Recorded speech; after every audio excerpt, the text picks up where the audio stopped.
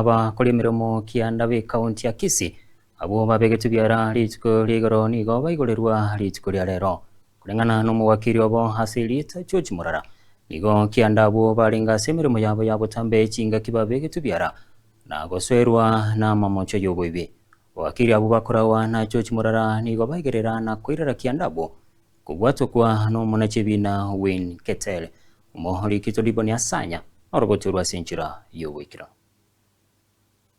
Indeed, the 9 officers from Kisii County have walked out and got their freedom to go back to their families after spending a day in Remand at the Kisii main prison.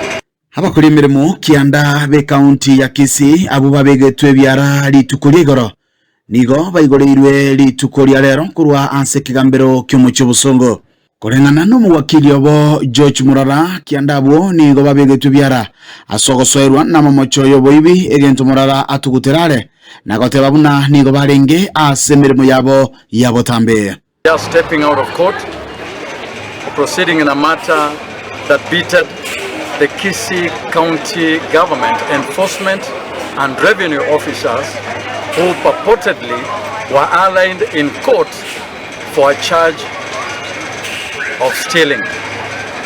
In essence, the 9 suspect or accused persons who were arraigned before court number 5, before Honorable Winnie Keter, resident magistrate,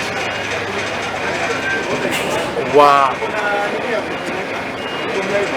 people executing their lawful duty as enforcement and revenue officers. Murara ni gaine kebuna ni go baruete okubolia go keri wa ebond go se cash bill egento genchere ne lichikon ne boigo omunachi omonene oanchirana no kuboli oku egento keirera kiandabo kubwatokwa.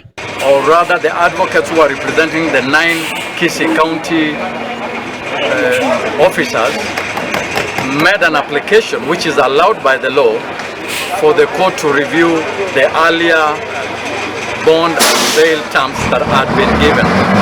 The court, in its wisdom, after retiring and giving a ruling, revised the bond and bail terms to 20,000 cash and 1 person of contact and 70,000 bond with 1 surety. We would like to give a note to the court for reviewing the bail and bond. From our end, we are ready to defend our clients who were arrested in the course of executing their lawful duty. But what we can say for today is that we are happy with the court's ruling.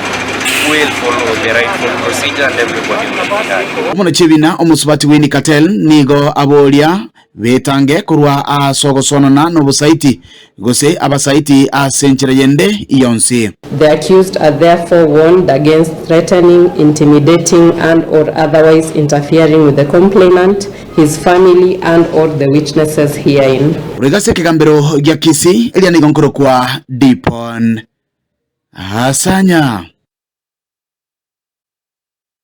Mbe muno homo likito diboni asanya haso roboti uru.